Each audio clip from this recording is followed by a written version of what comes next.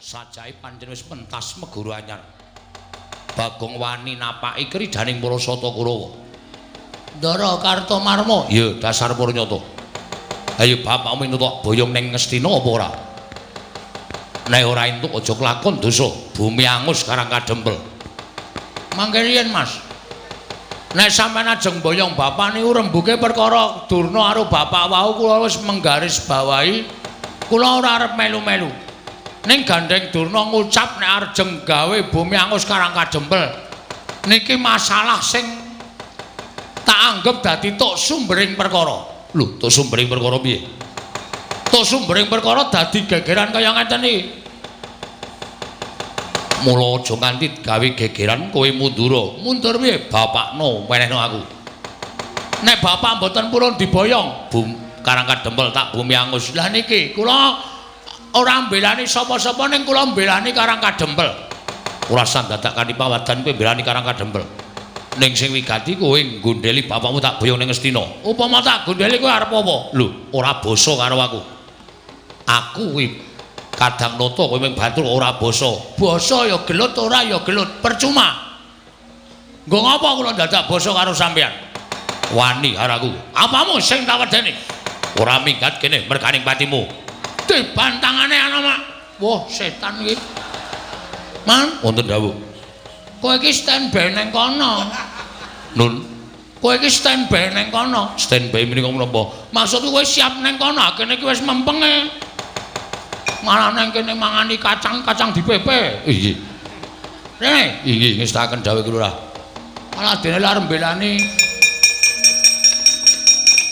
Lho. Gawa munyuk barang arep babar ledek munyuk kowe. Aja ngawur. Iki arep munyuk ning satriya. Ngerti ora? Tau maca buku urung kowe? Gandak blagunduk karo gembal. Sumarante hawela. Oh, ilahi kami Kromastu Purama Sidhem. Awi Kromastu silat mriwang jagat karono Sirandanda kawisisaning bisana. Sono sinawung nang kula wis temasih tandun lampahing Buddha. Jinandur tutur katela tulat-tulat melap deng paradya. Binarsita ngopama pramniskara karo negri tumyung jaman purwa. Pinarti tameng lalukta mangka tekap wasananing gumita. Tan mulengging pralambang matumpa-tumpa. Marma panggunggung sang Murwengkata sebebyar dumadining wayang purwa. Balakaning kandhane narik runtuting basa. Dongeng kuna ngemusu rasa yen narasaya karaos. Mula jare rohang rasa wani, rohing diri, rasa rumangsa ngrumangsani, lir jalma ngilukaca. Jareme wis renakut cak ing caritula becik wis gemelar jroning pagliran. Yaiku sejati namriksani pagelaran ringgit purwa. Surya Candra Darmyang Kartika pinurba kudrating kawasa. Salira trihangi tri bawana parwa tekeng duksina gilir kemanti. Teman dadi petanganing dina, sasi, warsi, windu kang sarta abad. Betukulan tangkar temangkar kaya sirambun kaya Jawa pating kerembyak. Dadya padhanging kutu-kutu alang atoga buron wana myang Brantaya. Dadya branakan tanpa wicalan. Padhang trawangan nari Sanghyang Rawi ingkang arsa merbawani jagat. Mungguing jagat wetan dumungup-mungup. Mungguing hangrane bukir abang merengangah. Lamun kaeksi yayahan dilato bumi. Saya dangu sumunu Sanghyang Arka. Katon seblak kanan giring abang ismu jenar kaperbawas nari Sanghyang Basanta. Tanem tuh katon ijo royo-royo hamangku gunung ingkang biru moyo-moyo. Pucuking gunung kene melan gendanu kasiring prabancana lenggat lenggut nganti kaya gunung Makutha Mega. Tanpa tas dangu selaing kawula dasih den rarsa ngupaya boga garap Tegal Sawahi anglur seluruh tanah pedhote sinambi sesendonan sesindenan mikul garulukune hanggiring raja kayane samaneh ana pirembagan Samara Wangi. Sang Hyang Markasaya dangu saya inggil. Katon Sunare Jagat wis katon melok dening kiblat papat lor kidul wetan kulon. Sunare Jagat kang samrebut biyada, rebut teja, rebut kekuwung, parandene datan ana ing kemadani, kekuwunging padukuhaning Karang Kadempel, ya ing Klambi Sireng.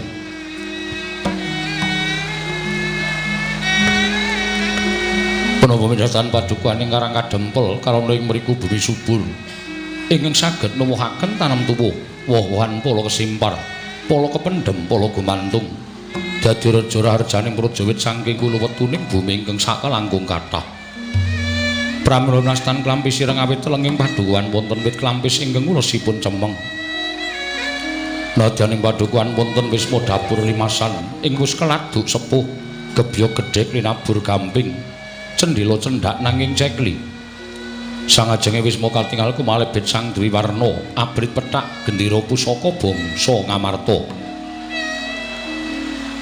Lah sinten wae ingkang katemben lelenggan Cinandra tanah sanes amung tetungguling padukuhan Karang Kadempel, ya pamunging para Pandhawa inggih Panakawaning Madukara, Nama Kyai Lurah Semar, Nayantaka, Badranaya, Saron Sari, Duda Manangunung, Jurudyah Punta Prasanta, Wong Boga Sampir, Bojo Gati, inggih Kyai Ismaya.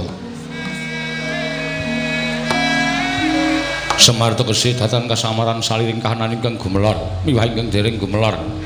Nayantaka, Naya Ulat Antaka tegese pati. Yen menuju peteng atine ulate Lurah Semar, Yayah Wulandadari. Badranaya Badra Rembulan, Naya Ulat Saron Sari. Sak paripolahe tansah nengsemake ora saru malah sari. Duda Manangunung, wujude kene Nayantaka sarwa ngewuhake. Yen diarani lanang mongko kopek, yen wadon kok rerawisan. Jurudyah Punta Prasanta tegese pamunging satring ingkang anggaya kautaman. Janggan Semara Santa tegese dadi guruning wong kang gegulang, Tapa Brata, Sabar Drana, Lila lan Legawa. Wong Boga Sampir tegese jalma kang wis kalih saking panggoda pangrencana, dadan kengguh dening kanikmataning donya. Anane amung sarwa merdeka lair trusing batin. Bojo Gati tegese dadi juru pelados ingkang setya tuhu ing sesanggeman. Ismaya minangka kepenget dumadining si Ismaya dringuni saking ismuning cahya weninging gesang. Kyai Lurah Semar nindakaken darmaning pamong awit dasar wibawa sentosa lan wicaksana. Wibawa lire sabarang tumindak adhedhasar, jujur lan mikulahake. Sahiratring ingkang dinajab amung mulyaning bangsa luhuring praja. Santosa lire tansah teguh ing penggalih, datan mangro tingal adhedhasar kandeling kapitayan marang panguwasaning Gusti ngakarya jagat. Wicaksana lire pana ing paningal limpating kawruh, ngegungake pangaksama adhedhasar adil lan bebener. Prasaja lire sami tias-tias sing mematuh sak paripolahe amung sak madya. Witing lopo amung sak glugune datan kinarya karya, ora nate anggunggung diri, tansah mulat glagating swasana kang linaras kelawan kiblating cipta, sengseming rasa, gregeting karsa lan babaring karya.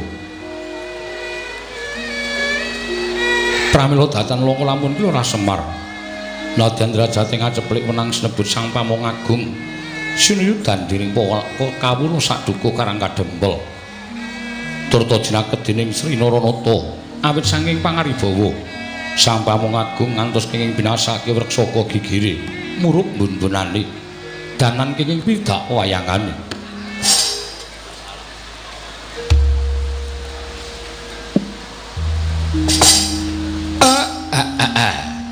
Blegegek kugek sadulita mel persasat kaya dene kejugurukan Wukir Sari kelepaning samudra madu. Namung sak sudung kula kemawon lha kok kerawuhan mriyagung. Mboten mangling menika lancur Pandhawa. Putring Jodipati Ndara Gatotkaca. Gus.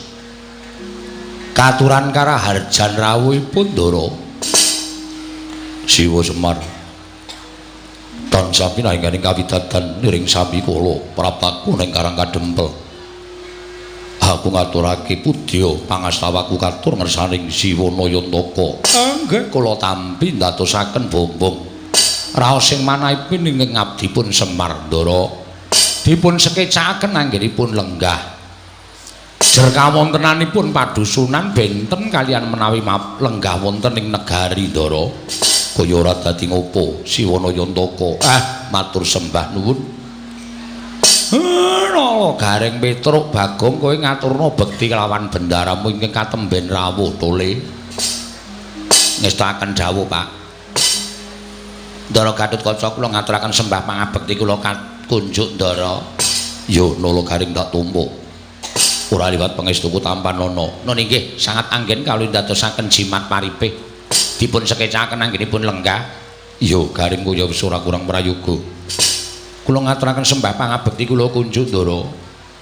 Pono kawan Petruk tak tumpu pangestuku Tampanana. Nun inggih dipun sekecakaken lenggahipun nggih Tin. Iya Petruk kaya wis ora kurang prayoga. Kula ngaturaken sembah pangabekti kula kunjuk Ndara. Pono kawan Bagong tak tumpu. Dipun sekecakaken anggenipun lenggah. Iya Bagong kaya wis ora kurang prayoga. Nun inggih sampun boten kirang prayogi anggenipun dipun lenggahaken wonten ing dalemipun bapak mriki. Iya Bagong kaya wis ora kurang kepenak. Janur gunung kadingaren teka ndika Ndara rawuh wonten ing Karang Kadempel. Menapa dipun utus pepunden Pandhawa? Upami Semar menika nandhang kalepatan dosa menapa ing badhe kula sandhang kula mboten badhe selak. Nanging menawi badhe nampi bebingah lajeng lelabetan menapa ingkang sampun kula lampahi. Gus, monggo kula aturi paring pangandikan. Ingkang abdipun Semar nedya nganglungaken jangga nelingaken Karna Ndara. Siwa Semar panjen kepara nyata sowanku ngersaning Siwana Yantaka dudu pribadining Gatotkaca. Nanging dapur diutus dening para punden Pandhawa. Wigatosipun nanjihake lawan Siwana Yantaka. Usana sacandra Siwa Semar ora caket lawan negara Ngamarta lan ora katon sowan ning negara Ngamarta. Apa panjen Siwana Yantaka merengkang kelawan pranatan Praja Ngamarta? Apa panjen Siwa Semar darbe panjaluk? Apa panjen Siwana Yantaka duwe gegayuhan? Kabeh mau dingendikake dening Kanjeng Prabu Darmakusuma lan Gatotkaca didhawuhi supaya ngaturake lawan Siwa Semar. Upama salah sewiji mau pancen ana ing ginebeng ana ing penggaling Siwana Yantaka, mara enggal ndak aturi paring dawuh mengko aku bakal matur ngersaning Kanjeng Prabu Darmakusuma. Siwana Semar, Siwa Badranaya, Hendra ingkang muswitarum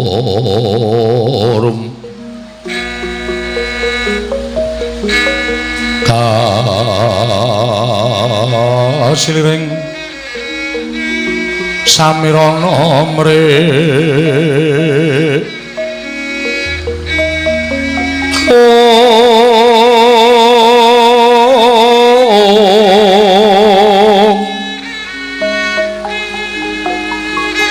sekar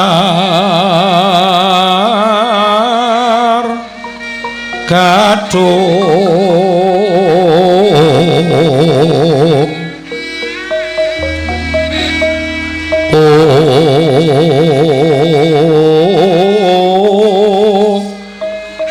ngas kandanya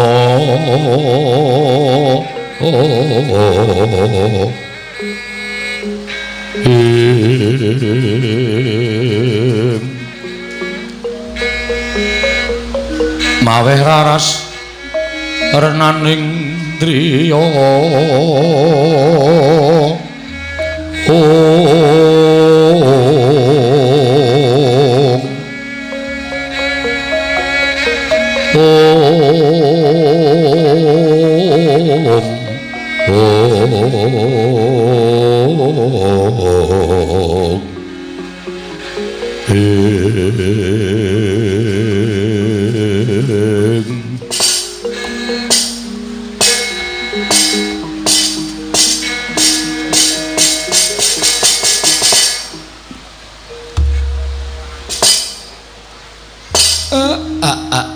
blegegek kugek sadulita mel.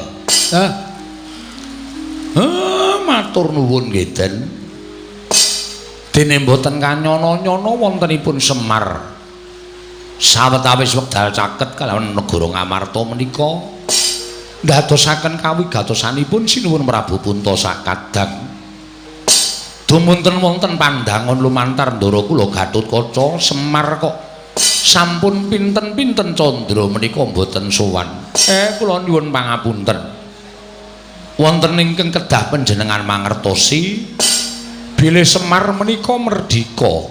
Tegesipun kula menika urip boten kewengku dening sinten kemawon. Nanging menapa ta sababipun kula tansah caket wonten negari Ngamarta? Merga kula niku seneng kali pambegane wong atuwa sampeyan Pandhawa. Donya pun kaya ngeten kahanane.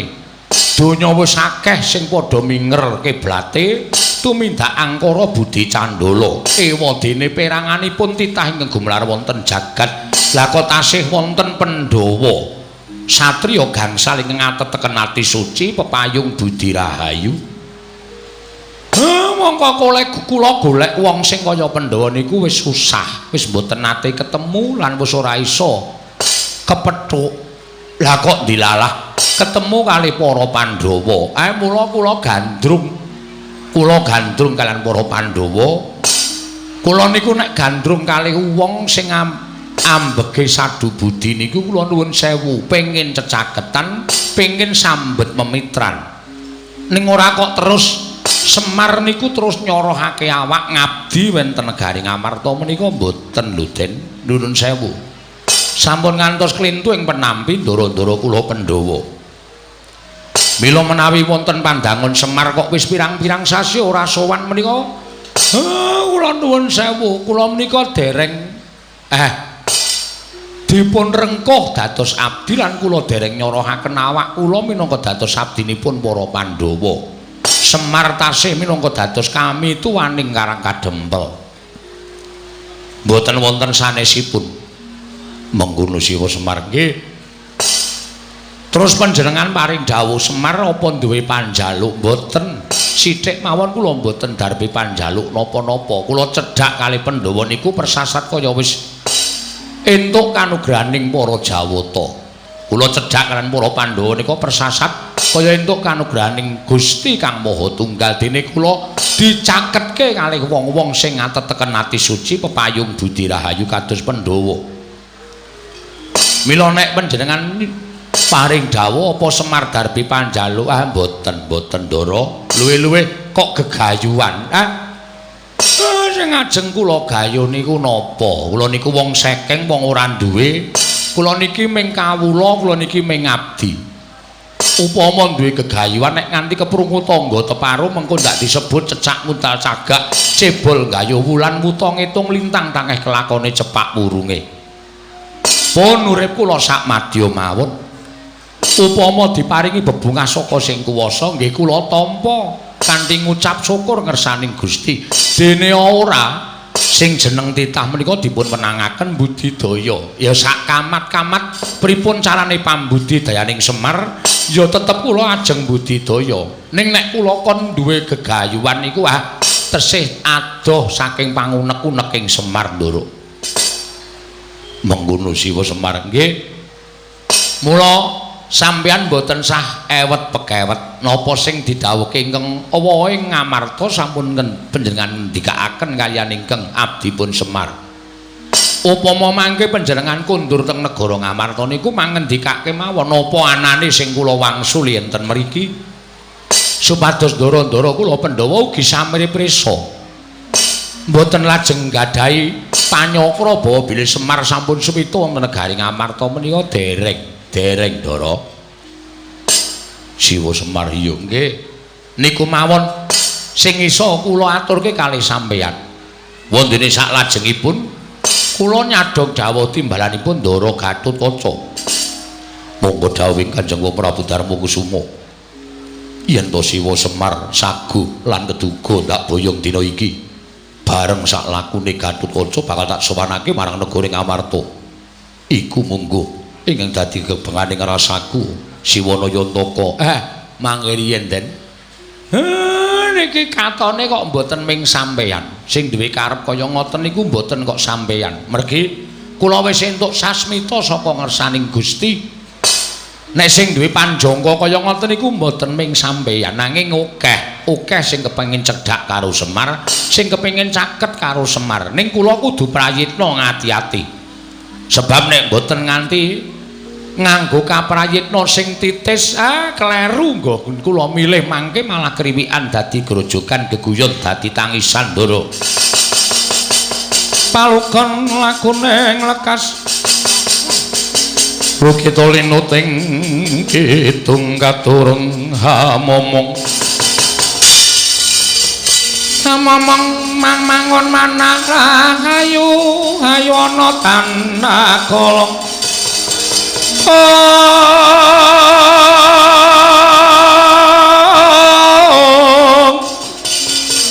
ayu ana tanah kolong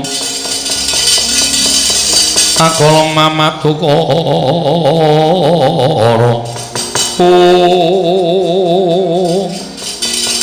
sebebiar kataliko nalika semanten manter pangandikanipun iki Lurah Nayantaka tinambi Raden Gatotkaca miwah sanggya para kawula ing Karang Kadempel ingkang samya midhangetaken sabdaning iki Lurah Nayantaka dadak sakuling mangke geger njaba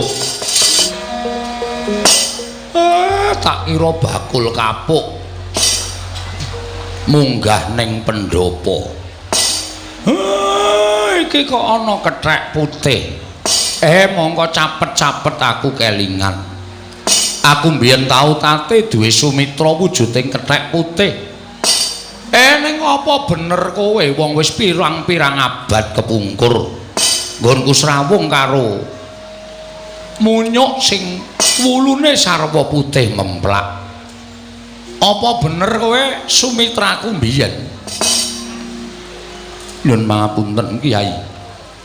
Kenging menapa paduka supe dhateng kula? Aku ki takon Wangsulana dhisik. Apa kowe bener tau tate srawung karo aku? Mataun-taun srawungipun kaliyan Kyai Semar. Nek ngono apa kowe iki anoman? Mboten lepat kula ing abdipun anoman Kyai. Lah dalah. Lah kowe iki kok dinayi umur dawa. Inggih pangestunipun mekaten. Selama iki ket sore wis apik lho, Pak. Konjur wong tuwa iki kleru entuk wae. Sak suwene iki kowe urip nendi? Kula tasih wonten ing tlatah Gindi. Kula tasih nderekaken Sinuwun Prabu Rama Wijaya. Kowe Sinuwun Rama ya isih sugeng. Pangestunipun tasih Kyai. Anoman pirang puluh taun ora ketemu karo aku dangu sanget mboten pinanggih. Ki Lurah ugi nak manggya kawidadan. Slamet. Ya wis kaya ngene iki ora owah-owah kawit biyen tekan saiki ora ana bedane. Nala gareng Anoman ki lho. Wah. Anoman wis slamet, Man. Pangestunipun Ki Lurah Nala Garing wilujeng bekti kula kunjuk Ki Lurah. Waduh kaya awet urip kowe. Inggih. Untumu ya isih komplit. Nggih pangestunipun tasih. Awakmu ya isih sentosa kaya ngono. Inggih Ki Lurah. Karo sapa? Piyambakan kemawon. Ora nggawa kanca-kanca munyuk, paguyuban munyuk. Mboten Ki Lurah. Sampun sami pejah sedaya. Wah, wis do mati kabeh? Sampun. Kantun kula kalian Paman Sugriwa. Waduh. Pirang-pirang ewu munyuk semono akeh iki do mati. Nggih, mestripun sampun sami pejah. Wah, ya wis ya. Nderek bila sungkawa wae ya, Man ya. Inggih. Matur sembah sewu nuwun tanpa pepindhan. Slamet, Man. Ki Lurah Petruk menika. Wilujeng Ki Lurah bekti kula kunjuk. Ya, tak tampa pangestuku tampan ana. Nuli sangat anggen kula ndadosaken jimat. Wah, makplong barang karo kowe isih urip. Tak kira wis mingkari jeneng. Pangestunipun kula tasih pinaringan yuswa panjang Ki Lurah Petruk. Syukur. Prayogakno ya, Man. Iya, sampun boten kirang prayogi. Slamet, Nyok. Nyok, wonten dawuh. Slamet wae. Pangestunipun wilujeng. Mbok sing sopan, Gong. arep munyuk ning iki senopati. Iki satriya ora nyanyuk-nyanyuk. Satriya ning wujude apa takono? Ayo wujude munyuk. Munyuk ya dundang nyuk ya rasa selak. Wong ki apa anane? Dundang nyuk ora gelem rasa dadi munyuk. Gugat karo sing kuwasa. Mboten ki lurah kula terima. Nah, ngono dadi kowe iki nglakoni uripmu ki apa anane tak undang nyuk ya. Kowe manut tak undang nyet ya ora masalah. Inggih. Ha iya. Slamet. Pangestunipun Lurah Bagong wilujeng. Bekti kula kunjuk. Tak tampa ta. Ora nggo kanca rombongan? Mboten. Namung piyambak mawon Lurah Bagong. Wis do mati ya? Sampun. Munyuk sing raine wedhus wae? Kapimindo. Ha ya mati. Pejah. Munyuk sing raine boyo kapisarobo menika ugi pejah. Munyuk sing buntute dawa banget kae cacing kanil menika ugi sampun boten wonten. Waduh. Sareane nanti aku arep ngirim sedaya mboten pejah tanpa tilas. Wah, wis cilaka tenan. Mengkari kowe. Inggih, mekaten ki Lurah. Ayo wis toto-toto mati. Lho. Kondur kon toto-toto mati ora. Kula menika tasih panjang umuripun. Heeh. Sugriwa isih tasih. Wah, jan kae gleleng dhewe kae ketuane munyuk. Inggih. Ha wis gek matur karo bapak wigatene apa? Anoman ana apa? Lah kok dadi kowe sowan mongko tanpa taliwara. Ki Lurah. Wale-wale menapa? Sowan kula menika mboten saking pikajengan kula piyambak, namung dapur dipun utus dening pepunden kula Sang Prabu Sri Rama Wijaya. Dene wigatosipun sapengker panjenengan nilar negaring Pancawati, penggalipun Sri Prabu Rama Wijaya. Katingal mboten gadhahi karkat, katingal pepes bayu kang tapis pasuryanipun pendak-pendak tansah katingal rengu. Sareng kula wantunaken munjuk atur ngersanipun Sang Nata Prabu Rama Wijaya menapa ta sababipun dening gadhahi sloga ingkang kados mekaten tumuli Sang Marteng jagat paring dawuh. Bilih sapengker panjenengan persasat sampun mboten gadhahi kekiyatan negari Pancawati ketingal sampun kadikun catan yoni. Tumuli ingkang abdian nyagahaken diri pribadi kula angupaya wonten pundi lenggahipun ki Lurah Semar.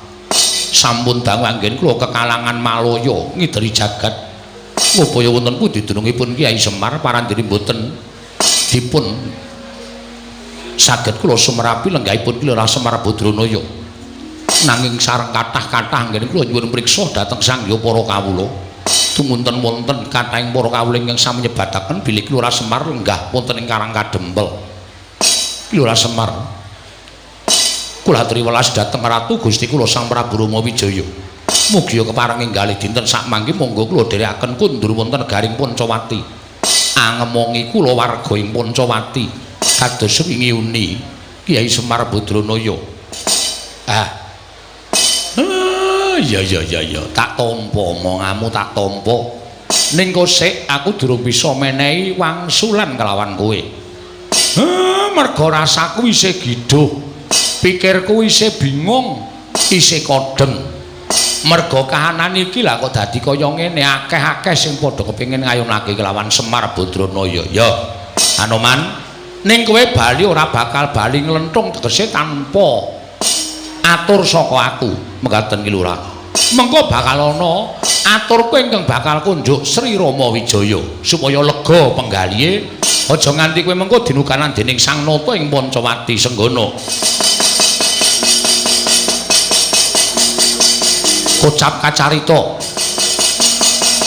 nalika semanten dereng purna sami balacana kasarupraptaning utusan saking negaring Astina nenggih Sang Tapa Begawan Durna ingkang wantun minggah wonten ing pendhapi Karang Kadempel kagiat kang samya mulat. Anoman malungkat sampun prapteng witing Nagasari.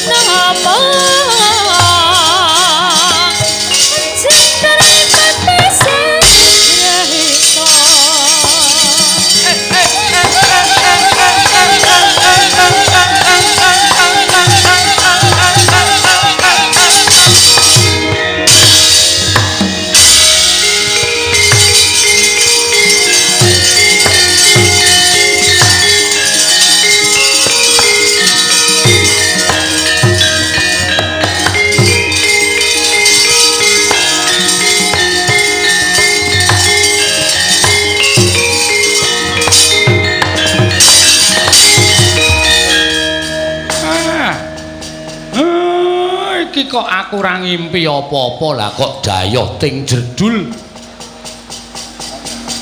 Lagi wae Anoman durung rampung nggonku nampa ature Senggana. Penemban winanto ing suka basuki rawuhipun penemban. Gandak blekuduk suwaru gembal Semarante. Awela. Iya Semar, slamet tekakune ring Sambikala Praptaku. Dipun sekecaken anggenipun lenggah penemban. Wis ora kurang prayoga Praptaku ning Karang Kadempel kene. Penemban kula ngaturaken bekti kula kunjuk. Oh, nala gareng tak tampa, pangestu tampanana. Lho nggih, sangat anggen kawula ndadosaken jimat. Penemban kula ngaturaken bekti. Petro kantong bolong tak tampa pangestu tampanana. Lho nggih, sangat anggen kawula ndadosaken jimat. Penemban kula ngaturaken bekti kula kunjuk. Oh, Bagong tak tampa. Pangestu ning Begawan Durna tampanana ya Bagong. Lho nggih, sangat anggen kawula ndadosaken jimat paripe. Dipun sekecakaken penemban. Wis ora kurang prayoga nggonku prapta ning Karang Kadempel.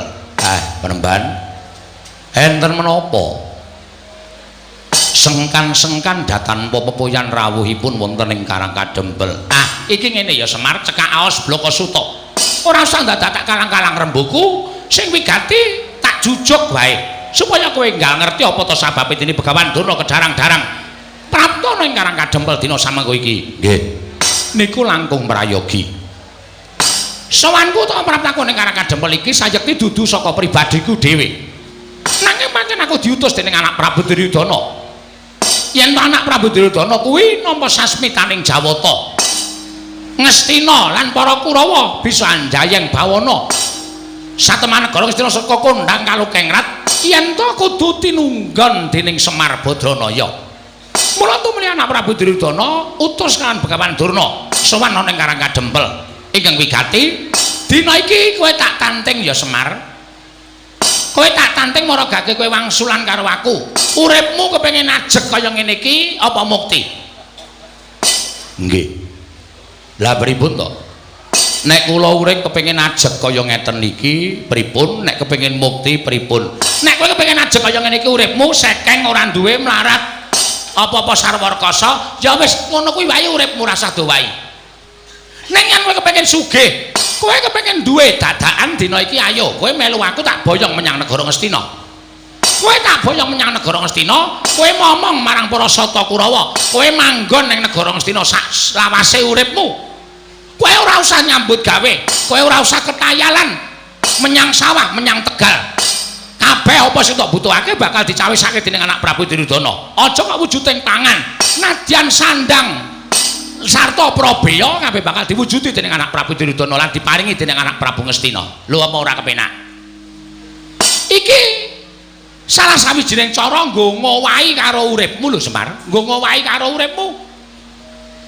Ing atase kowe kuwi sawijining titah mongko kondhang Kalukengrat persasat jagat iki iso nyebut pusaka ingkang bisa kandha, jimat ingkang bisa ngucap ki mung Semar Badranaya.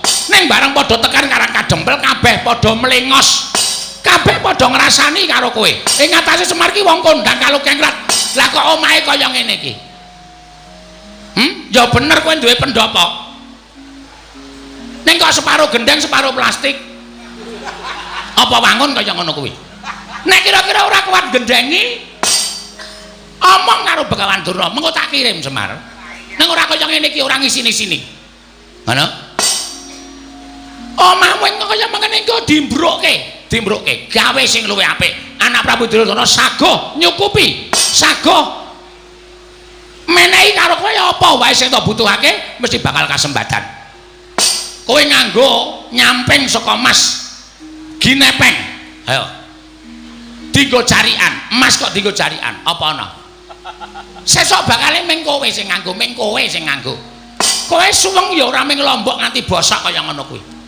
Nganggo suweng sing gedene sak kurungan jago, men kewer-kewer kupinge. Kuwi ya iso kelakon. Kowe njaluk bayar pira sedina yen kowe gelem ngomong para Sata Kurawa, bakale kowe kelakon. Mula dina iki ora usah dadak tok petung-petung. Ayo mangkat ana ing negara Ngastina, kowe ngomong marang para Sata Kurawa. Wis ngono wae Semar, sing dadi aturku marang kowe.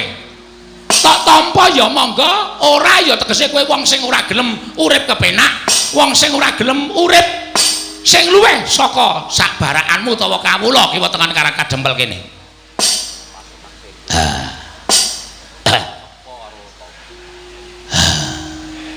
Ayo Mir mangkat ya Mir ya. Bagong kok mangkat piye to? Ketoke kaya menghanyutkan. Wis piye menjanjikan tenan lho, Tru.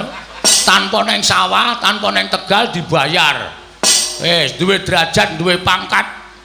Ya mangkat yo. Kosek. Aja kesusu. Iki perlu dipetung ora kok banjur terus grusah-grusu kuwi ora apik kedadeane. Harta pikir apa meneh? Wong kowe iki ya urip rekoso tenan ning kene. Melu Kurawa malah merdeka wis. Kowe nang omah meng kari ungkang-ungkang tenguk lenggan jengkul apa to? Ora ngerti kata-katane. Sila tumpang kendangan dengkul. Apa muni? Ya muni wae. Plak-plek. Aku nek plak-plek iki ora kendangan dengkul. Kendangan apa? Sila tumpang kendangan dengkul. Ngkari kepenak ora usah mikir wis yo menyang yo. Kusik togong ora kesusu. Bapak iki arep kaya ngene iki sarwa petungan. Nek aku gelem mongko aku momong marang wong kang ambek angkara Budi Candala. Kuwi mengko aku bakal kelepetan dosa. Mergo sak apik-apike wong kuwi nek campur wong dosa bakal kelepetan dosa. Sak ala-alaning wong ki yen campur wong apik mesti ketularan becike. Kuwi tumrap aku ngono. Lah nek aku momong Kurawa iki mengko apa ora aku kebak dosa. Oh ngene Semar, kowe engko yen wis tekan negara Ngastina, engko para sata Kurawa wis padha sarujuk bakal insap. Bakal padha eling. Ora bakal padha tumindak angkara Budi Candala. Waton kowe gelem tekan negara Ngastina. Wis padha janji karo aku. Kurawa 100 cacahe klebu anak Prabu Duryudana. Mengko yen pancen wis kelakon Semar gelem ngomong marang para sata Kurawa, bakal padha eling Purwodasena ora nerusake ngene tumindak angkara Budi Candala. Ngono kuwi ature marang Begawan Durna. Mbah iya, tenan apa ora? Kuwi mengko iso dibuktekke yen kowe wis tekan negara Ngastina. Mula kang saka kuwi Semar, ora usah dadak tida-tida rasamu. Ayo saiki ngene. Mengkari kowe gelem apa ora? Ning jaba wis tak cawisake titian. Ya kuwi kereta kencana. Nggo mboyong kowe coba pikiran. Ing atase kowe iki mung drajating batur ning Panakawan kok dipethuk nganggo kereta kencana iki nek ora kanugrahan ra ora to Semar. Ayo. Munggah nang kereta kencana ditarik kuda 8 diret para wadyabala. Ning kono kowe engko bakal disebut-sebut sewijining wong kang bakal dadi pengayomaning para sata Kurawa. Kowe manut karo aku ya Semar.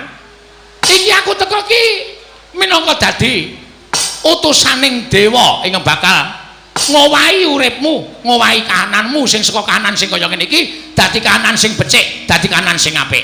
Mulai ayo bocah dina iki ora usah dadak tida-tida. Ning wanter sabdaning anak Prabu Duryudana, Bapak Penemban Durna, menawi Semar dipun imingi-imingi utawi Semar badhe dipun paringi brana picis derajat pangkat tuen kelengganing kenginggil ewadene Semar mboten kenggo. Kula sumanggaken dhateng Jengandika Bapak Durna. Purba Wasesa kula borongaken dhateng Jengandika Bapak ing Saka 5.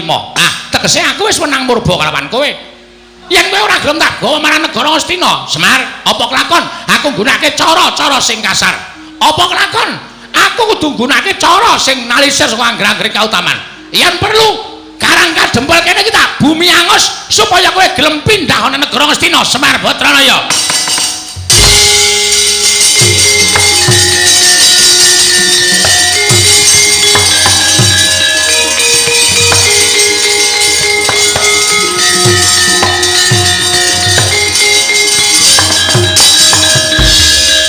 Gunjang kancing langit kelap-kelap katon lir kincanging aris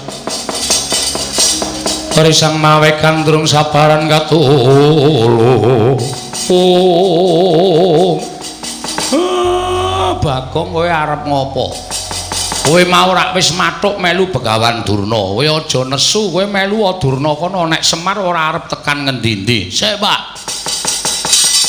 Perkara iki bareng Durna ngendika utawa omong nek Semar ora gelem digawa nyang negara Ngastina, Karang Kadempel arep di bumi angus. Iki wis dudu perkaramu dhewe, Pak.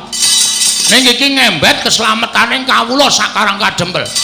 Kawula sak Karang Kadempel bakal katut cilaka nek bapak ora budal ning negara Ngastina. Monggo Durna iki nek omong ora tau ming sembrono. Durna iki nek omong nyata apa anane merga iki pendhita ning pendhita wengis. Ning kuwi dudu sak barakamu. Kowe ming batur, Durna kuwi piyayi. Kowe aja pisan-pisan wani wangsulan. Piyayi iki nek ning kraton. Nang kene padha-padha menungsane. Bagong aja ngayal. Kowe sing meneng. Silent. Waduh.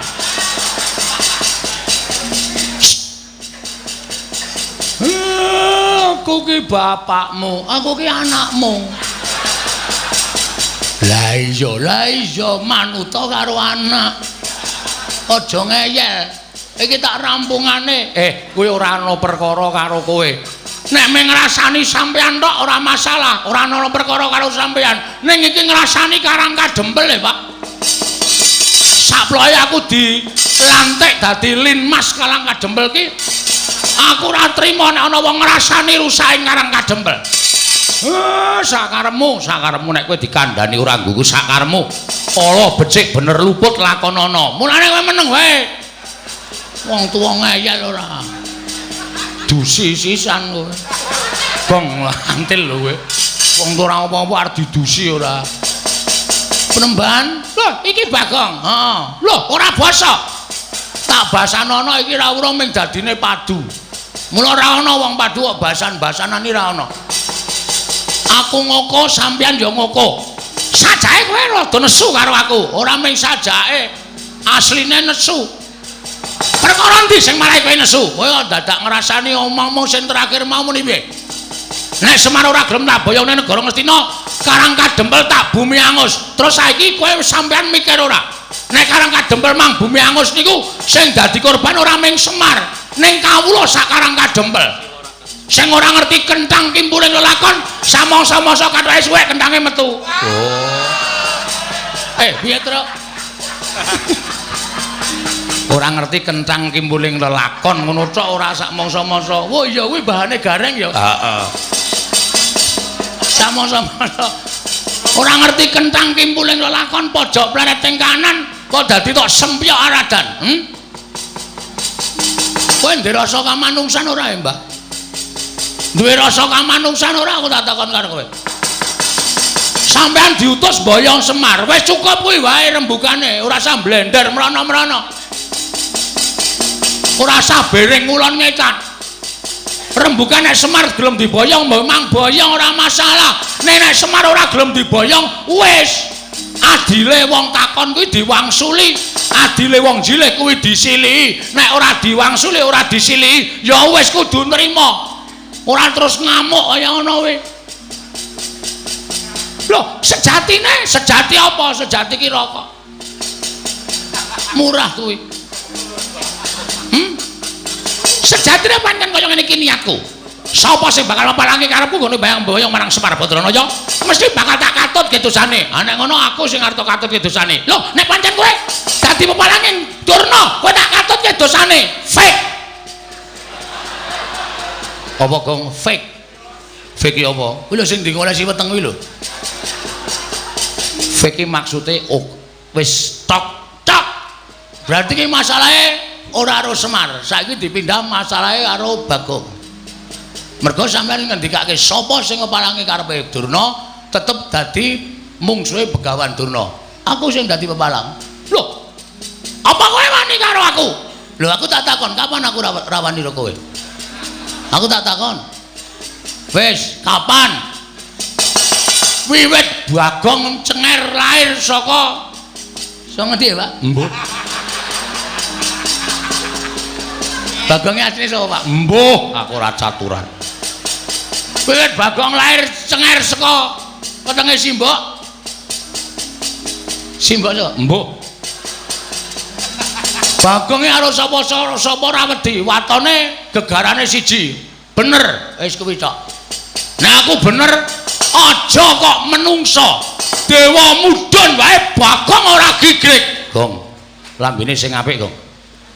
Kok nyebut dewa barang ki lho. Wah, waduh. Mudar kowe. Ngono nek Bathara Narada apa Bathara Guru tekan kene piye? Ya ora dewa wis. Kok mulak-malik to kowe? Heeh. Aku ya ngedeg-deg ya. Wong ki menggo sumbare kok senengane medan-medani truk. Dewa mudun aku ora wedi. Dadi sampean rasa gleleng. Apa rumahsamu sampean nggawa soto Kurawa pirang-pirang dianggep Bagong wedi karo sampean. Loh, nek ngono kowe wani karo Bagantuna, sing tak wedeni awamu. Ayo, nek pancen kowe wani karo Bagantuna, nek ndi papane wong neter kanthi dayan. Aku manut metu Jawa. Piye? Metu Jawa. Kowe tenan yakin metu Jawa? Ora getun. Goa sawat teklek ndasmu lho. Sore-sore omongane ora. Njaba golek nggon sing jembar. Ayo, Bagong kalah karo Begawan Durna. Bumi langit tanggep. Wah, kowe iso ngalahke Begawan Durna. Sasat iso njara langit. Semar boyongan. Waton kowe iso nglangkai kuwandane Petruk. Oh.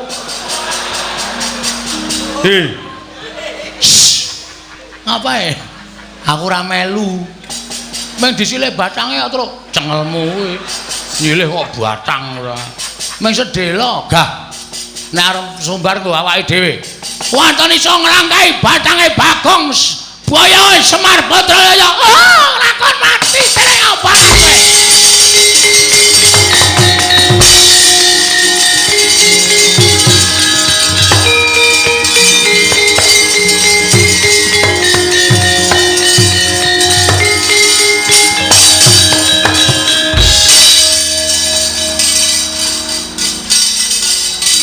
Ngapa Emir? Pak, mbok Pak, Gong. Hah? Mbok Pak iki bapakmu. Wong bapake tak undang semere senenge ra Jawa-Jawa. Ngapa Emir? Kowe jane ndek utek ora to? Wah, gedene semene kok ora ndek utek. Apa anggapmu semene iki isine susu ya ora mungkin, Pak.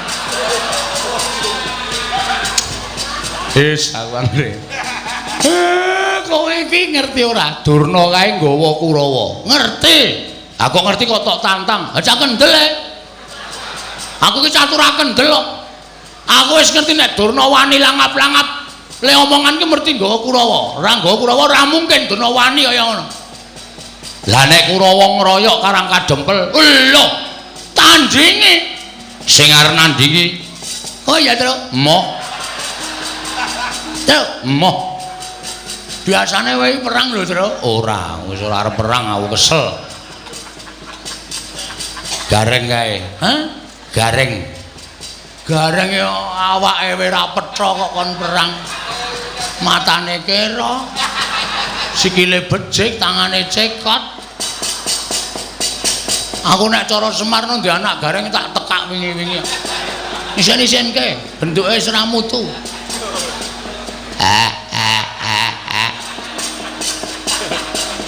Rasa nangis. Aku arep bali wae, Pak. Aja, lehmu nyambut gawe rung rampung kok arep bali. Sapa sing arep nandingi? Waduh. Sapa ya, Pak? Lah, rak tenan to. Genti takon to. Jamak lumahe wong dalan takon genti takon, Pak. Man, wonten dawuh. Sini, Man. Inggih. Wonten dawuh iki lho, Ra. Kowe karo aku kan kanca. Inggih. Kowe kelingan jaman tak tutke ngetutke kowe nyabrang segara anu goleki Dewi Wara Sembadra kae. Lho. Sapa to? Sinta. Heeh. Sinta kemutan. Ketemu karo buta cangkeme amba banget. Ha to? Degya kala togok udu. Wil katak sini. Kelingan ta kowe? Kemutan. Sapa sing ngandani kowe nek kowe ning jero wetenge buta? Sapa? Petruk. Wo. Kudu aku apa mbiyen? Didi. Terus jaman kowe arep diserbu prajurit Ngaleng kok, sapa sing ngandani? Ki Lurah Nala Gareng. Aku ngandani apa ya mbiyen, Mas? Panjenengan mboten ngandani napa-napa, minggandul ngalor ngidul mangan melu mangan. Apa-apa kon bayari. Kowe keluwianku nang kono kowe. Nek ora ana aku, apa isih? Apa mesti ora bakal suda sangumu, ya ta? Nggih. Man, wonten dawuh. Aku ki anake Semar. Semar ki bapakku. Semar arep dibebeda karo Begawan Durna. Arep diboyong sarana peksa. Aku tak takon karo kowe. Kowe isih tresna karo bapak ora? Tasih. Kula kaliyan Ki Lurah Semar menika tresna sanget. Nek Semar lara, kula tentu ngraosaken sakit. Nek Semar mati, kula kecalan. Nek ana sing arep mateni Semar, kula mboten trima. Hei, Kurawa arep boyong Semar. Arep mateni Semar, arep mateni kawula Karang Kadempel. Piye kowe kira-kira wani ra musuh Kurawa? Rung tepung to? Dereng. Engko tak kenalke sik. Bar kuwi terus dijotosi. Oh nggih, ngestaken dawuh. Sago, sagah. Ada jalan keluar. Ya. Tenang wae. Wis Pak, tentrem. Tentreme ngopo? Sing arep mungsuh Kurawa Anoman. Senggana mbok ya wis mboten napa-napa iki lho, mboten napa-napa. Kula menika menawi kedah males kesaenanipun kula Semar menika nyawa kula aturaken dereng saged sak traju lan sak bobot. Bila menawi wonten tiyang ingkang badhe damel geger Karang Kadempel kula ingkang sagah betengi. Ora sah ben Bagong wae nggo pengajaran. Wis ana sing sago kok ora sah. Pak pendem tenan wae. Senani meneh aku. Wah, anggere lara ora tak suntikke kowe yakin nengke wae nganti mbathang gong. Karo wong tuwa kok kaya ngono wae. Mengkel ya. Kowe sono jalan keluar kok ora sah. Semari ki tak sumbang. Matur nuwun ora sah. Terus engko ora urung ngundang aku gong golekno silian. Nah. Mumet aku ki. Iya. Wes kendramu mangan. Nyuwun dipalilahipun Semar Kakang Semar Badranaya. Aku minangka wakiling Semar Badranaya.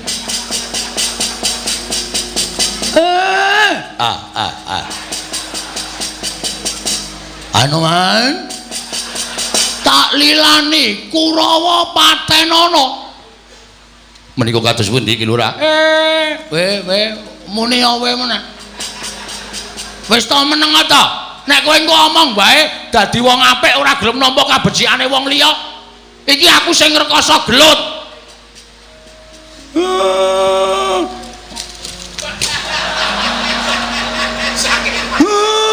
Mangkato Anoman lho nggih ngestaken dawuh.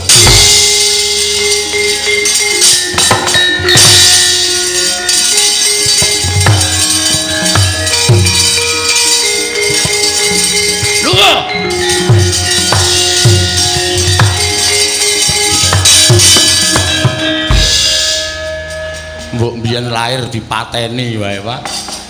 Mbangane gedhe kaya ngono. Bagong.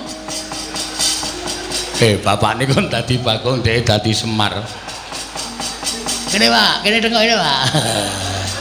Ora. Ngono e mbrebes mili. Kene lenggah kene. Bapak ki wong top wis. Ya. Waduh kedangaan man. Lenggah kene. Nyun ngapura Bapak. Aku kok bendina mintok waneni to Bagong. Sok kapan kowe arep manut? Sok bar bodo. Bar bodo jelas manut wong kowe entuk pecis, entuk sarung saka bapak utawa mbok pira-pira ngekeki bapak. Sirahe iki ra ana sing sedeng ukurane, Truk. Jare ngono nek si Semar ki sirahe kok 44 piye? Cilik banget to? Ora ana sing sedeng aku ki sira arep nukokke. Aja do rame. Truk. Pripun, Pak?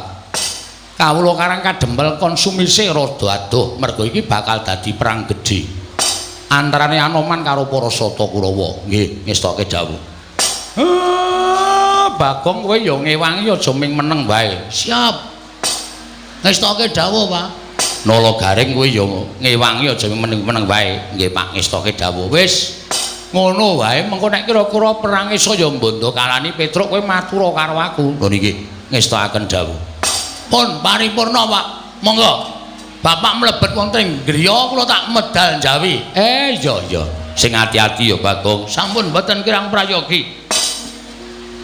Nggih ngestaken dawuh, Pak.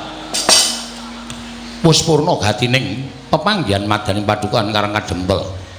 Nalika semanten katingal sigra manjing telenging Bali Wisma Kelurahan Mayantaka. Eling-eling sipating pamong parandene lamun katinon kanthi permana jati kaya tumurining Sang Hyang Bathara Ismaya ingkang katingal gumebyar busanane.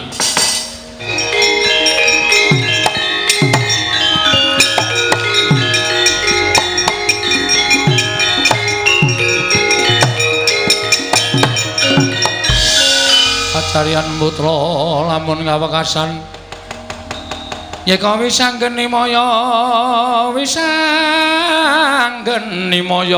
Pradena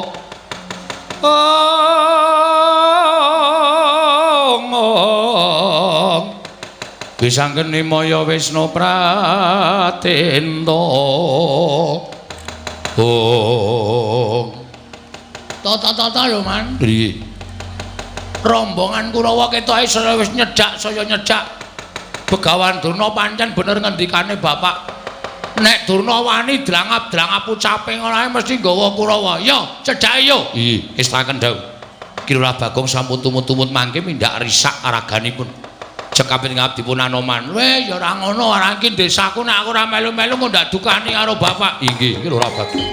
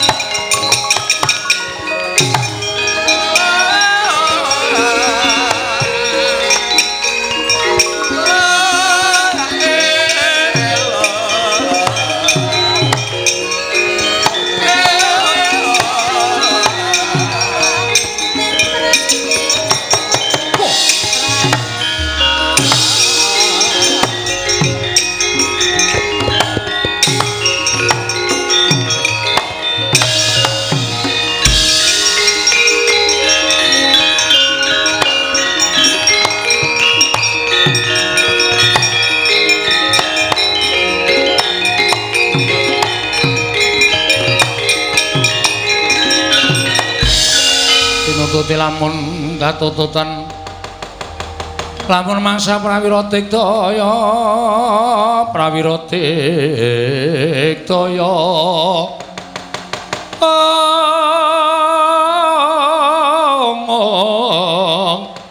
ora nanggono magawe gelarira wang-wang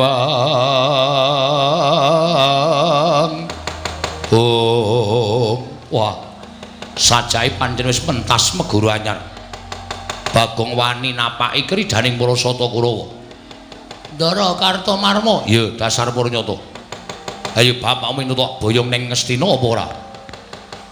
Nek ora entuk aja kelakon dosa. Bumi angus Karang Kadempel. Mangke riyen, Mas. Nek sampean ajeng boyong bapak niku rembuge perkara Durna karo bapak wau kula wis menggaris bawahi. Kula ora arep melu-melu. Ning gandeng Durna ngucap nek arep gawe bumi angus Karang Kadempel niki masalah sing tak anggap dadi tok sumbering perkara. Lho, tok sumbering perkara piye? Tok sumbering perkara dadi gegeran kaya ngeten iki. Mula aja nganti gawe gegeran kowe mundur. Mundur piye? Bapakno wenehno aku. Nek bapak mboten purun diboyong, Karang Kadempel tak bumi angus. Lah niki kula ora mbelani sapa-sapa ning kula mbelani Karang Kadempel. Ora sandadak kanthi pawadan kowe mbelani Karang Kadempel. Ning sing wigati kowe nggondheli bapakmu tak boyong ning Ngastina. Upama tak gondheli kowe arep apa? Lho, ora basa karo aku. Aku kuwi kadang nata kowe mung batur ora basa. Basa ya gelut ora ya gelut, percuma. Nggo ngapa kula dadak basa karo sampean? Wani karo aku. Apamu sing tak wedeni? Ora minggat kene merganing patimu. Dibantangane ana mak. Wah, setan iki.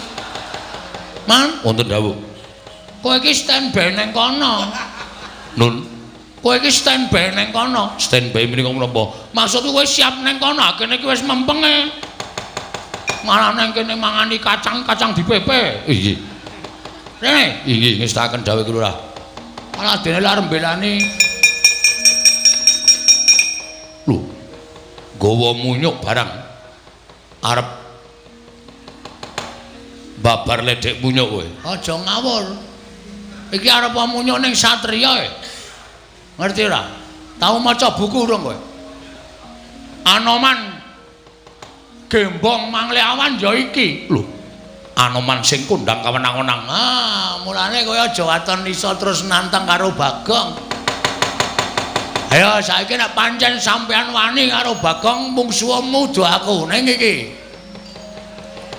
Anoman iki ming munyuk sing dindelke apane? Sing dadi nyatane mo Kartomarma. Wah, edian ora basa karo aku, jangkar karo aku sak karepku. Wis ana Anoman kok arep sapa-sapa ora wedi aku.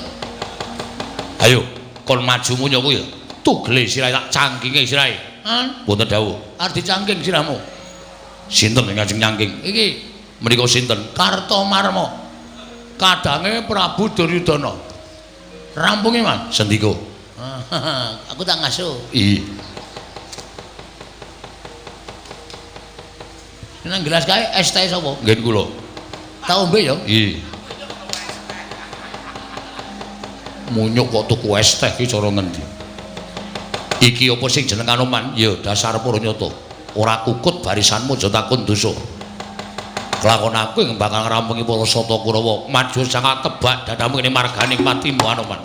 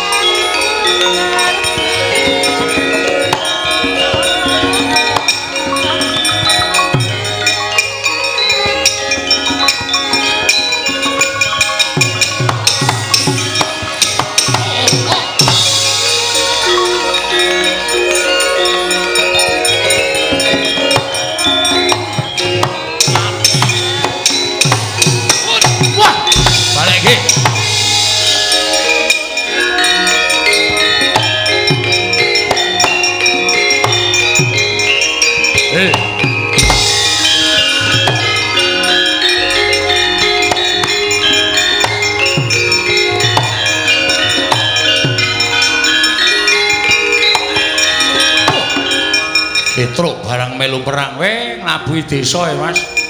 Ayo. Kula ora mundur. Mungsuhe Petruk kanthong bolong pecah siramu. Bang Cobi. Mati. Mati. Hot.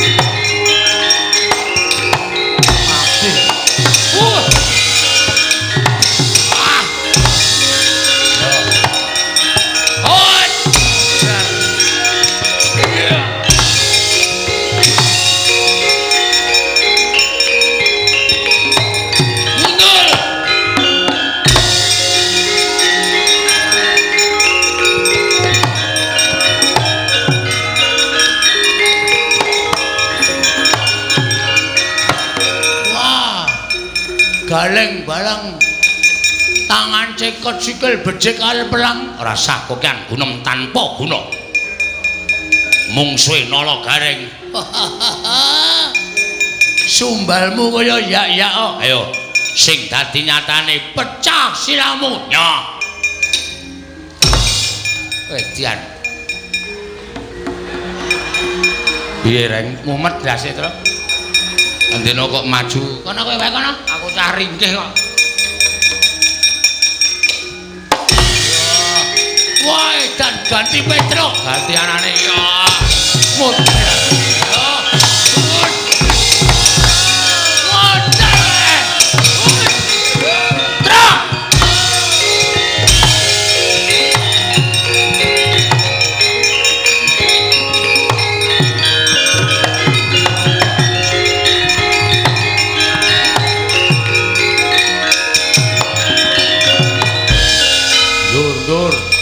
Anoman ngamuk, Ponokawan ngamuk, Petro ya ngamuk. Bagong ya tunggal dene melu Jata Sikura wae dan. Iki kanca mundur. Delik rasa melu apa delik. Cilaka kan? Cilaka piye? Wangsul mawon ulah samboyong Semal Badralaya mbangane Kulawa lemuk. Ulame Anoman sing maju enten ing pabalatan ning Petruk Galeng Bagong kabeh maju wuh selempak nggo wangsul Semar urung diboyong lah samboyong Cemal ora iso diboyong boyong tangane Cemal togok nggo Kulawa mesti ulipe ayem tentrem kersaning anak Prabu Duryudana sing diboyong Semar dudu kok togok kowe rasa dadak ngowahi pernatan mundur nek pancen ora gelem maju mundur. Kula pun elek-elek lho, Man. Wis rasa to elek iki. Niku tenan nyemelangi nek kula pun ngandani kalau sampeyan wis jadi sampeyan ulang gugu ya monggo. Nek nganti sampeyan kunangan Galeng Petruk Bagong lemuk wis ora kajen dadi patih. Dur, nun. Nek ora kowe ora rampung-rampung, Dur. Kula, maju. Ponokawan rampung ana. Wah. Nggih. Ora ketang alon-alon kok rampungane man. Maju aja kaya bocah cilik nggih, Pak.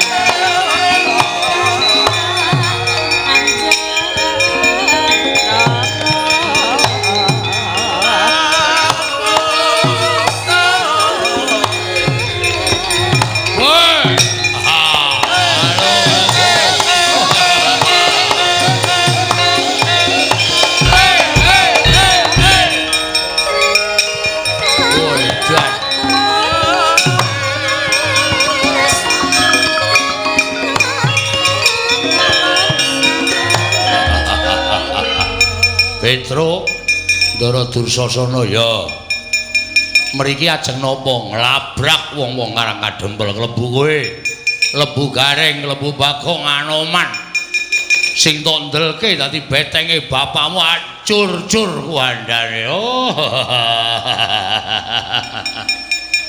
dadi sampean mriki ajeng ngamuk ya mboten sah mungsuh Ndara Anoman Petruk lakon ngalahke sampean lho iki mung batur gedibal wong elek nyolong mripat karo ngalahke karo Dursasana lho nggo menang apa sing dadi nyatane piye sampean mriki butuhe napa nglabrak kowe nya lho ngopo iki lho sampean mriki ajeng napa nglabrak kowe nya lho ra penak to rasa dadak kokean omongan tiwas kokean omongan lho antil pisan gletak sampean isin ya ora? Oh iya. Lah mula nyo nek ajeng ngantem ngantem. Nek nganti Petruk mangantem mati, sampean kari mateni Gareng kari mateni Bagong. Bagong mangantem mati, Gareng mangantem mati, ming kari mateni Anoman. Lho penak to? Anoman mangajar mati, boyong bapak. Pun nggih, Ini jame mepet ya guys. Ayo. Modar tenan kowe. Pun malah alhamdulillah sampean sok mateni Petro urip ya men doyak utang gawe iso. Yo. Pecah siramu. Mang pecah nek iso. Mati dening aku. Iso. Mesti mati nek pecah. Pecah kok ora mati tenan medeni ora. Ya guys. Ambiar kowe. Ha iso. Didi kempot barang ditokke ayo guys. Biar. Mburi. Lho iki ora apa-apa to. Lho genah isih wutuh kok kon apa-apa ki piye?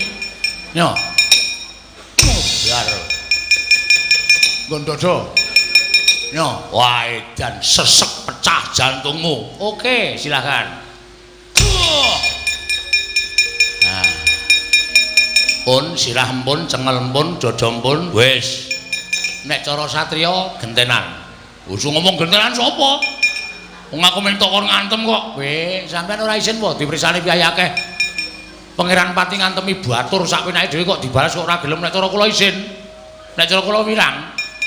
Yo, ajake. Buri, yo. Padha-padha ampuhe. Dodo, yo. Dodo. Wah, ya kemedunen. Waduh, Petro, waduh. Waduh, edan. Dodo, gesuk ngapunten, baleni. Dodo ya, Tru, wah, mak klucuk. Ora apa-apa, rame. Nyo, pecah. Buri. Dodo. Riki. Buri. Dodo. Nyo. Ngene iki perang ora kokean polah ning Temonjo. Dodo. Sirah. Sirah. Iya iki wis dikeke.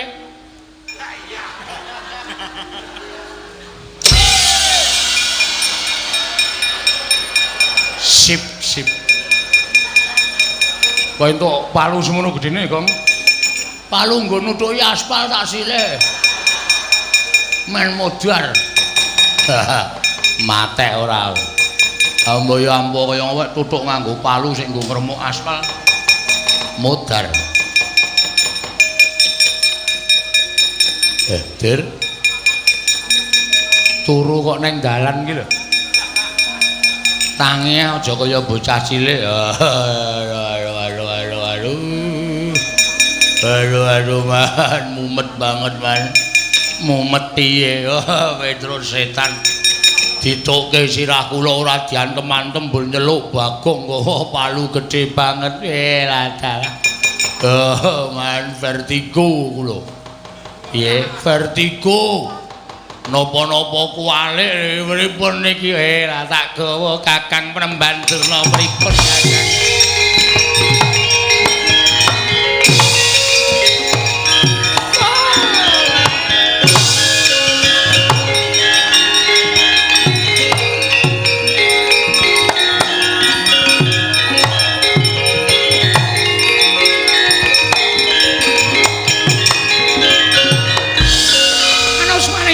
Sukertane baru iblis lanat.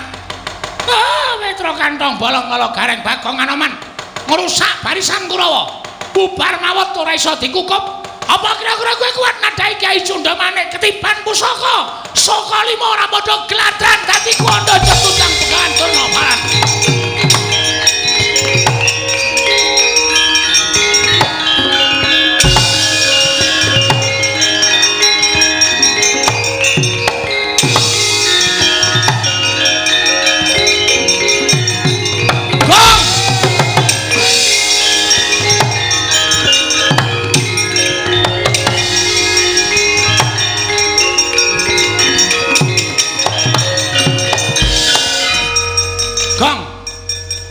Kowe arep ndi? Rada mlayu mungsuh Begawan Durna ming gawa pusaka murup sak obor. Pucuke kok do Anoman mlayu ora tanggung jawab. Kowe arep mlayu ora tanggung jawab. Truk. Mbelani wong tuwa iku kudu tata nyawa. Kadepane, kowe ngerti ora? Ora. Ngono tak kandhani. Durna nggawa pusaka. Ora wedi aku. Pusaka kae ampuh. Tamake gunung jugruk sego rasat. Nek ming kowe karo aku nyunyuk Cundha Manik modar kabeh. Terus mlayu wae. Padul karo bapak. Aku wis nantang Durna terus, wis ngerti nek kowe sing nantang Durna ning nganggo hitungan wong gelut ora waton. Ora okol ning nganggo akal. Nek kowe mung okol tok ngethuke Cundha Manik mati tenan. Semen. Wis semen. Truk rasa wedi wong urip sing dinteni apa? Tak pethoke Begawan Durna.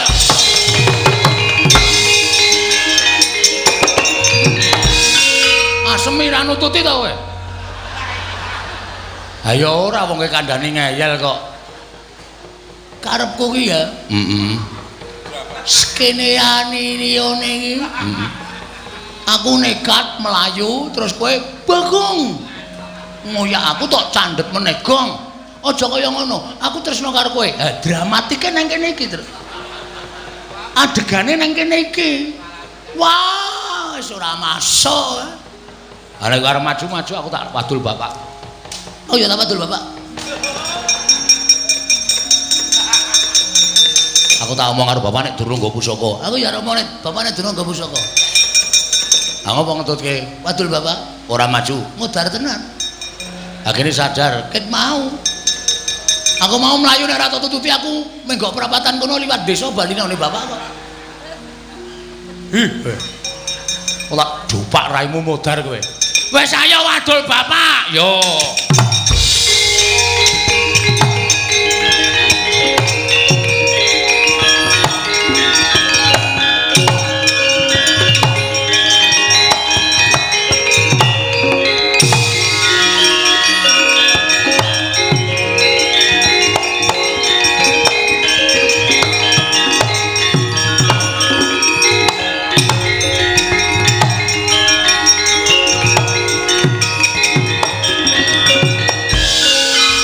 Petruk Anoman mlayu-mlayu ngopo kowe ya mlayu Bagong ya mlayu. Matur sanipun Bapak tiwasan Pak niki nek sampean ora mlayu iso dipeksa Begawan Durna Bapak diboyong teng Ngastina sebabe Durna mbeta pusaka saka 5 wujude panah bedore kaya dene cucuking manuk ning murup sak obor. Ora pangling Cundha Manik. Lah piye Bagong kowe nandingi Durna wani apa ora wong sing nantang mau kowe? Pangestunipun bapak kula nggih adre, Pak. Wedi. Adre. Wedi karo Cundha Manik. Apa Gong? Cundha Manik. Cundha Manik. Cundha Manik sing panah bedore ndasmana murup sak obor. Bedore apa, Gong? Ndasmana. Aku jane ya duwe lho, Tru. Iya. Ning kalah karo Cundha Manik. Heeh, nggon aku ora ana cahyane kok. Nggon aku biru erem. Dapure ora. Jenenge apa nggonmu? Ya nganggo Cundha. Oh. Cundha Manda. Cundha Manda iki rak meng kling-kling ngono kae. Nek duwe pusaka mbok dipethuke Bagong. Ora aku pethuk, Pak. Dheke perapatan ngetan, aku perapatan ngidul. Wis rasaku karo omong kene tengok karo Anoman kene. Heeh. Engko nek Durna tekan kene, aku sing ngadepi. Oh, Petro, Bagong aja mlayu mati dhewe.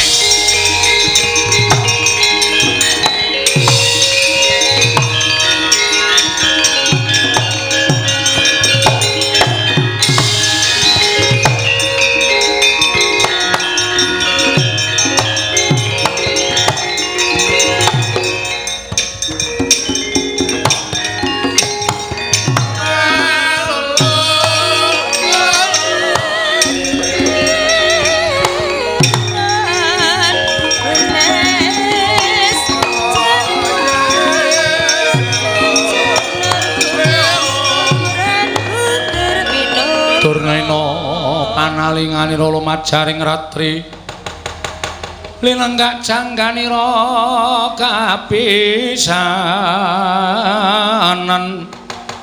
haneng perang Bratayuda. Oh. Ayo, aja padha ndelik nang mrene Semar. Kene, sing kira-kira mau nantang karo Begawan Durnasawa. Sing nantang karo Begawan Durnasawa ngaku. Bareng aku mligo Kyai Cundamane padha nang mrene Semar, padha wedi karo aku. Ayo, sing cangkeme amba banget kae. Kon ngomong kene, sampluki kiwa nengen kowe. Lho kok dunekke. Tak incim mbok anggere Cundamane ora digawa, pelinceng sirahe. Muni apa kowe mau? Muni apa, Gong? Muni maksud ngono areng apa? Sabar penemban, sabar. Semar mangsa didak-idak martabating Begawan Durna. Terus, kowe ngidak-idak martabake Durna Kudu martabat.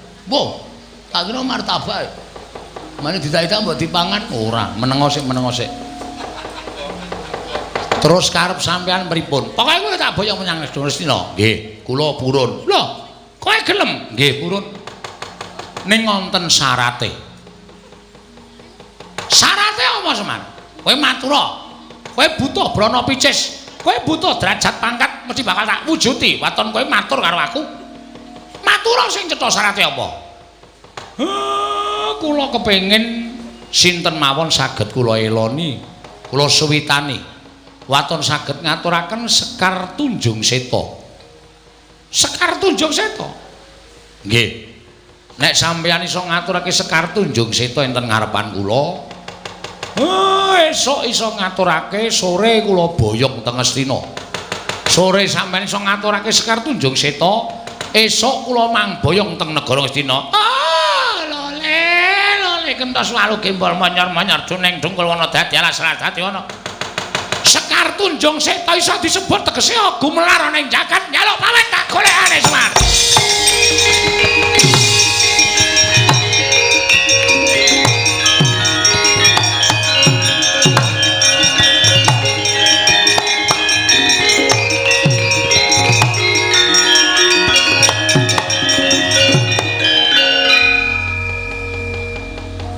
Anoman wonten timbalan Kyai. Ngopo kowe? Menapa kula nggih kedah ngaturaken menapa sampun paduka ngendikaaken Semar ora kena banci ndemban siladan. Matur sinuwun Prabu Rama Wijaya, nek iso ngaturake Sekar Tunjung Seta aku mesti sowan ning Pancawati. Terwaca dawuh panjenenganipun Kyai Semar kula nyuwun pamit wangsul dhateng Pancawati. Ya sing ati-ati sungkemku katur sinuwun Rama Wijaya dri istaken dawuh.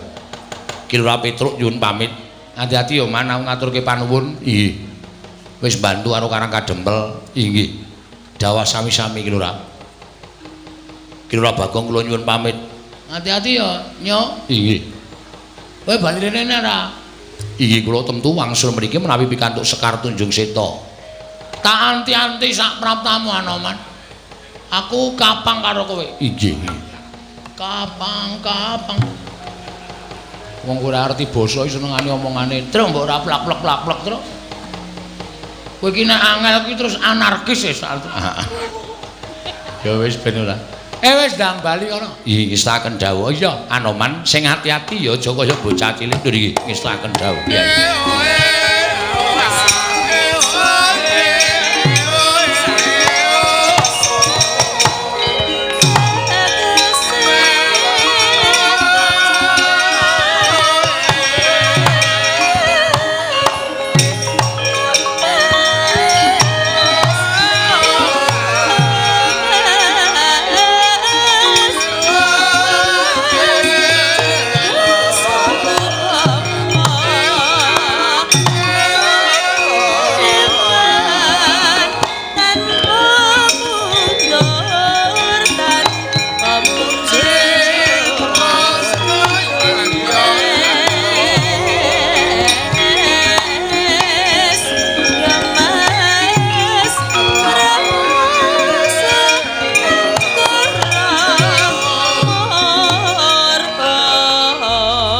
Iri kata tiang Gatotkaca kinon mapak Karkasuta Tegapira Kresna parta maneher saktinira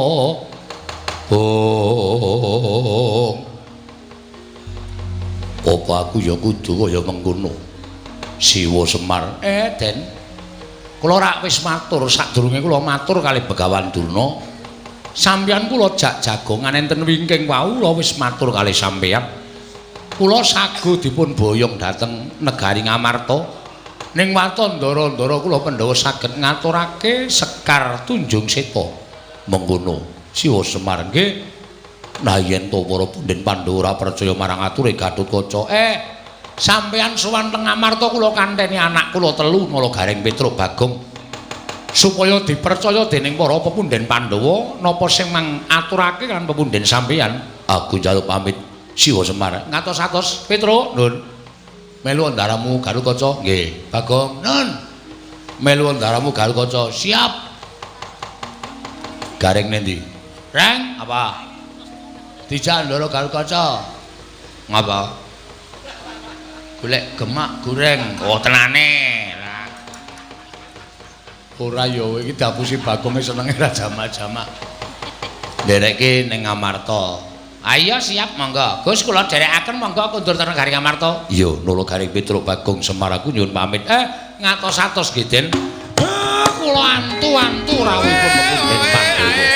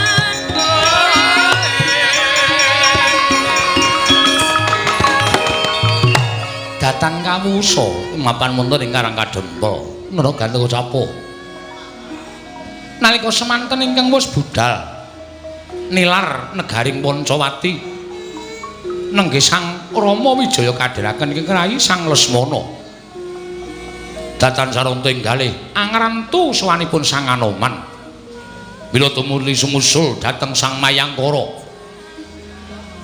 tindaking Sang Nata ing Pancawati katrenjo lambahing Sang Anoman ndadosaken kejot enggalih nata ing Pancawati Prabu Rama Wijaya wau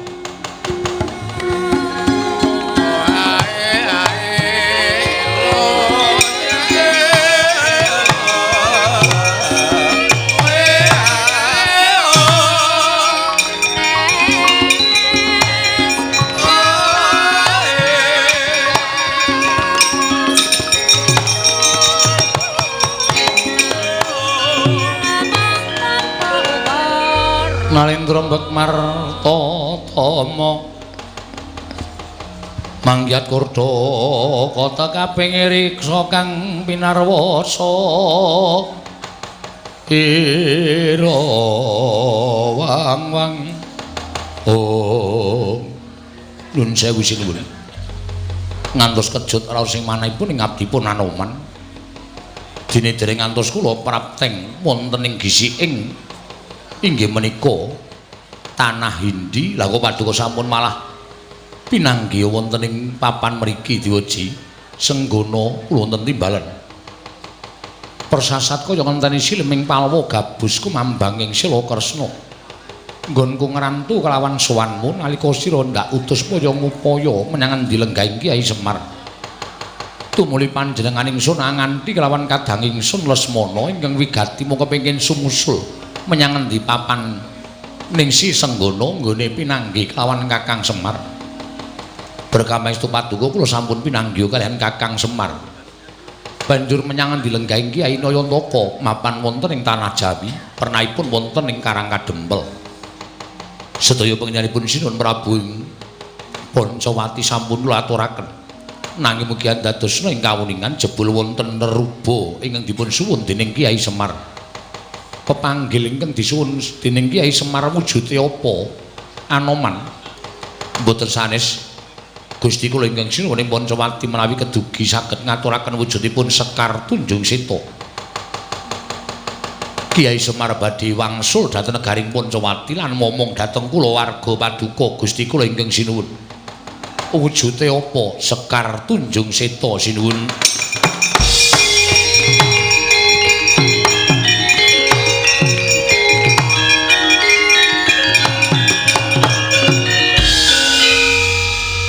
Lesmana wonten timbalaning Adawu Kaka Prabu.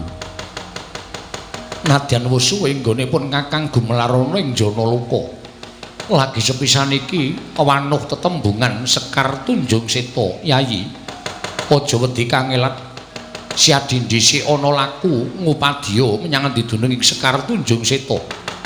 Aja pati-pati ngadhep kalawan pun Kakang lamun siadi ora boyong wujuding Sekar Tunjung Seta prasta dawuh Paduka Kanjeng Kaka Prabu. Kliranana kula nyuwun pamit sing ati-ati aja kaya bocah cilik Lesmana.